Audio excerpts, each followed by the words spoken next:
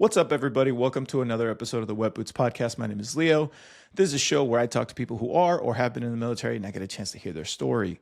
Today's going to be a solo episode, and since it's going to be a solo episode, I decided to do something a little bit different. Today, we're not going to be telling a story. I'm going to be doing an educational episode geared towards the DLPT. Now, what is the DLPT?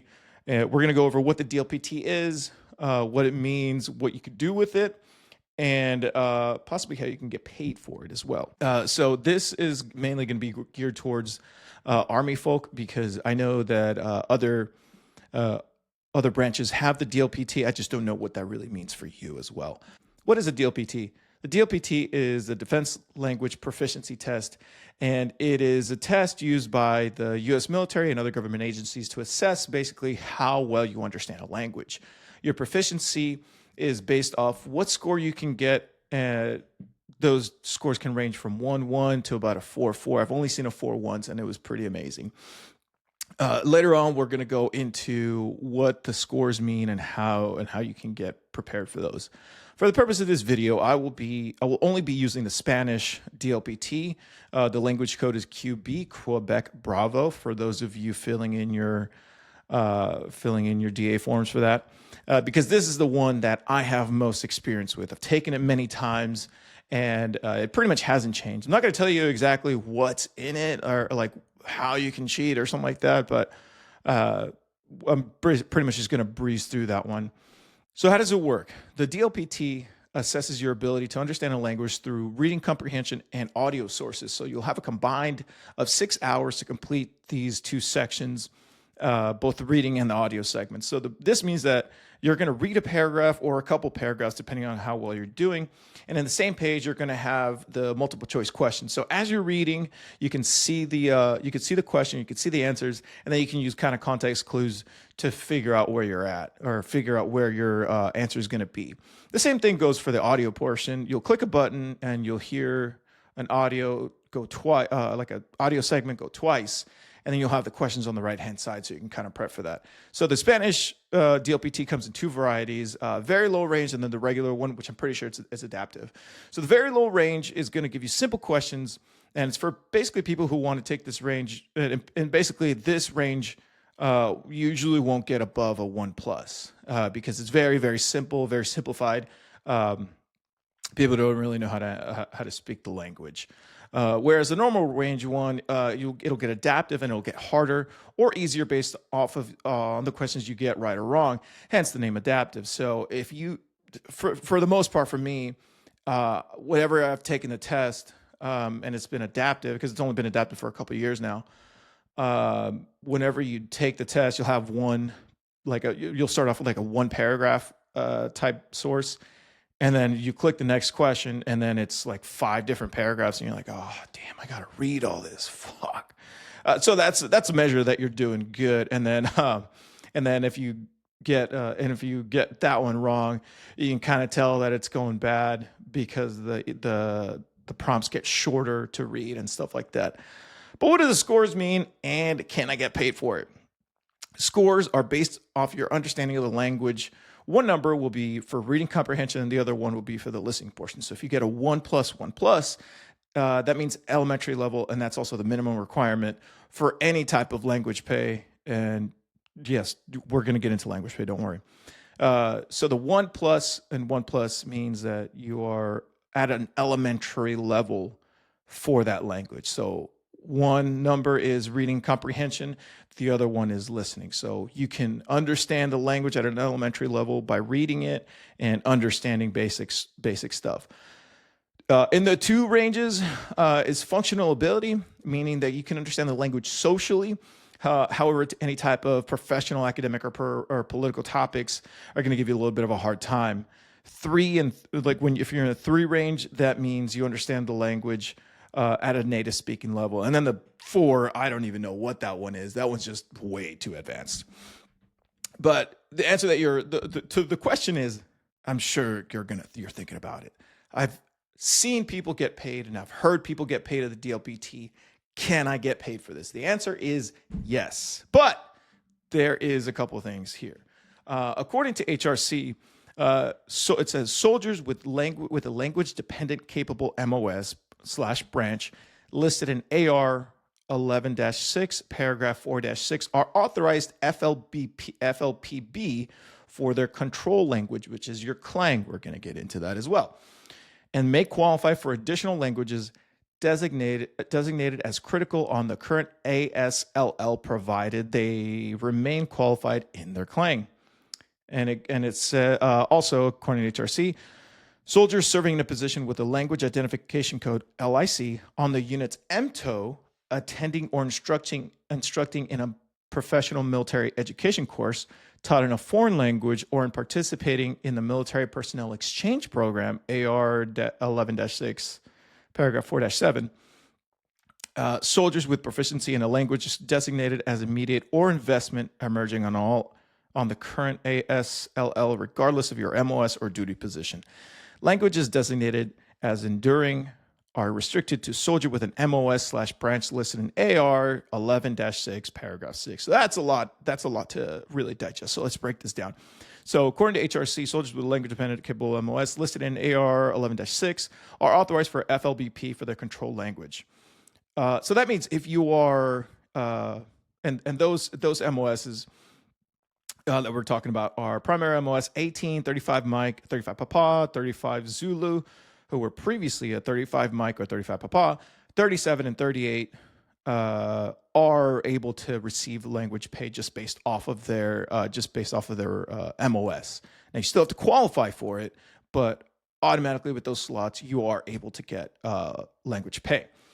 Now, if you are not in those MOSs, it's still fine, because if you speak a language that is in the that emerges on the current ASLL, regardless of your MOS or duty position, you can still get paid for it. So these languages are a little bit different. It's like, I know a guy who's from Russia, and he got paid for like different dialects of Russian, and he was a clerk. I can't remember, 91 Alpha, 92 Alpha, one of those MOSs, and he got paid for that. So if you speak a language that's currently in demand by the U.S. Army, that's on the ASLL, then you could definitely get paid for it, right?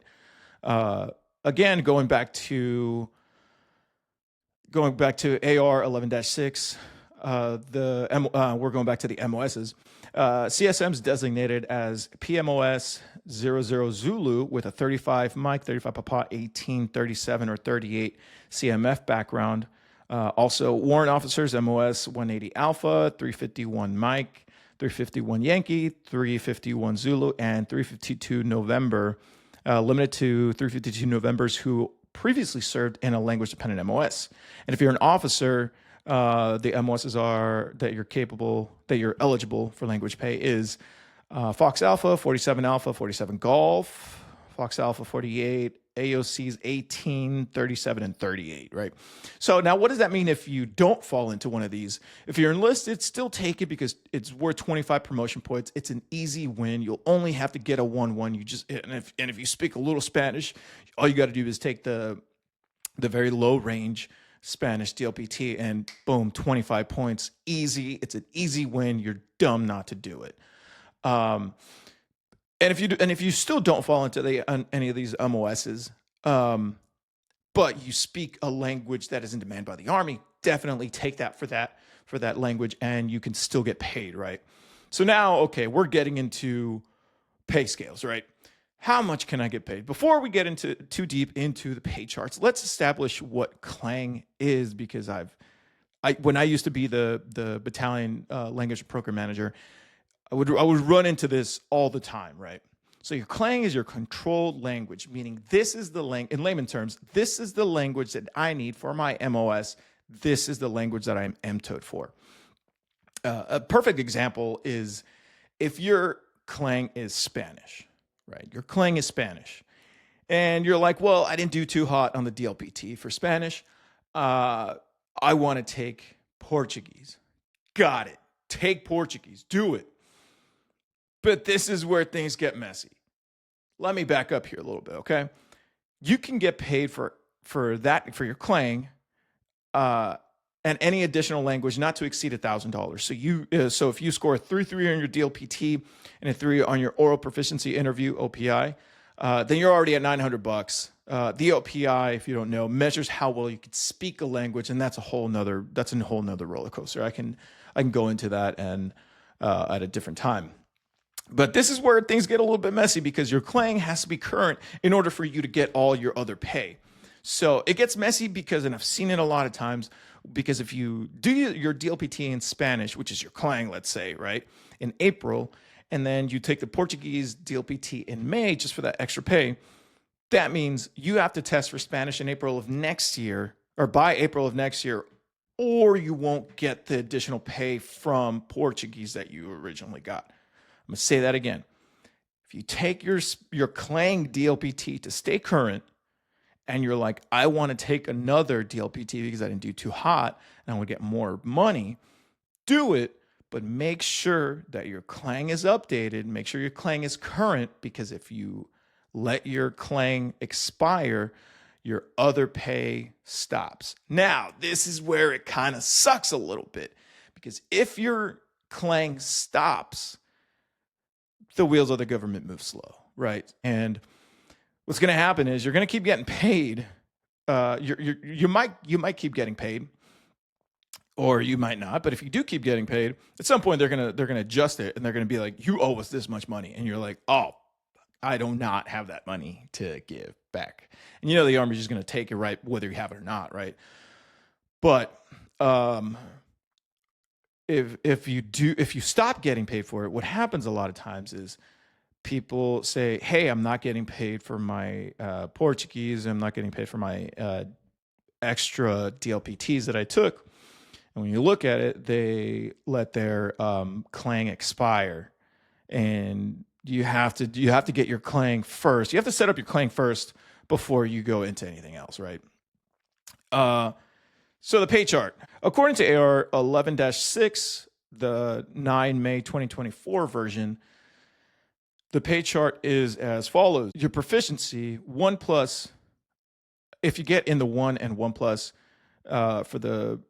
you're going to get $80. So that means if you get a 1+, that means you're going to get 80 for the listening and 80 for the reading.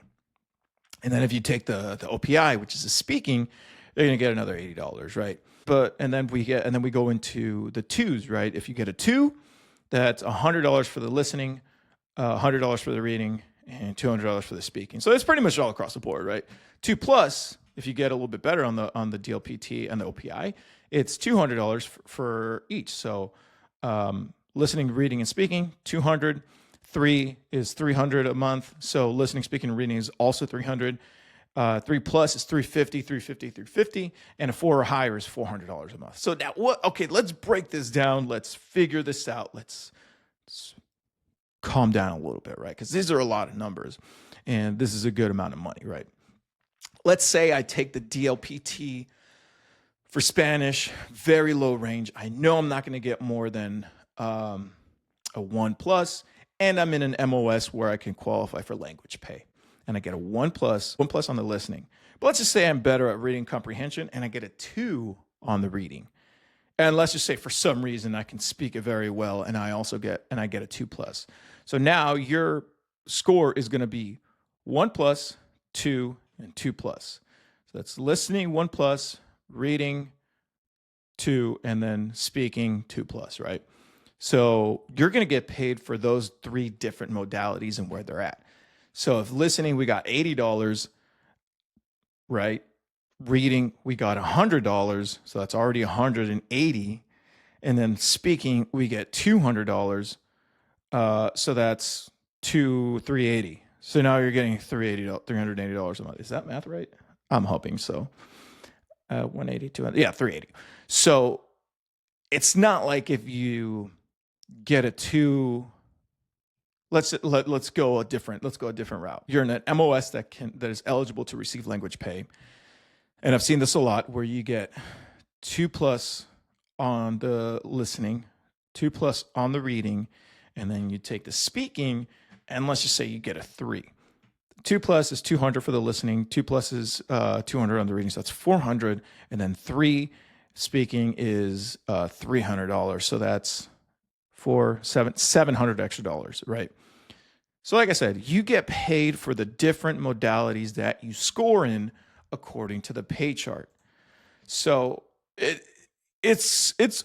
could be a lot of money, but you won't get more than $1,000. That's where they cap it, right? So if you a perfect example is if you're in a language capable MOS, then you could take Spanish, but whatever your clang is, you have to make sure that you're updated on that first, please. If you take your clang, you get a 1+. You can take as many languages as it takes to get to the $1,000. You could take Farsi. I don't know why you would take Farsi, unless you really know that language. You could take Spanish. You could take Portuguese, all that stuff, up until you get to $1,000. I did have at some point. I did have somebody whose clang was Chinese Mandarin. He's like, I'm not getting paid for this. There's something wrong. And I looked into it, and turns out he had Italian, Portuguese, and Spanish, and he got 3s on all of those. So he's like, why am I not getting paid anymore? And I was like, well, dude, your clang is expired, so you're not going to get any of this pay. And your clang expired for about 2 years, so you need to make sure you figure this one out. How often do you need to take the test in order for this to work, right? You need to take the test every year to maintain proficiency and to get paid. Additionally, if you're just taking the test for points, I think you only need to take it once. Don't quote me on that, but it still shows up on your SRB and your ORB. Officers, it looks good on your ORB. Fucking just do it. Enlisted, you'd be dumb not to do it for the 25 points. It's just such an easy win there. So key takeaways here for this episode. It's going to be a very short episode. So key takeaways here is take a DLPT within 90 days of its expiration date to avoid any pay issues that can be traced back to you.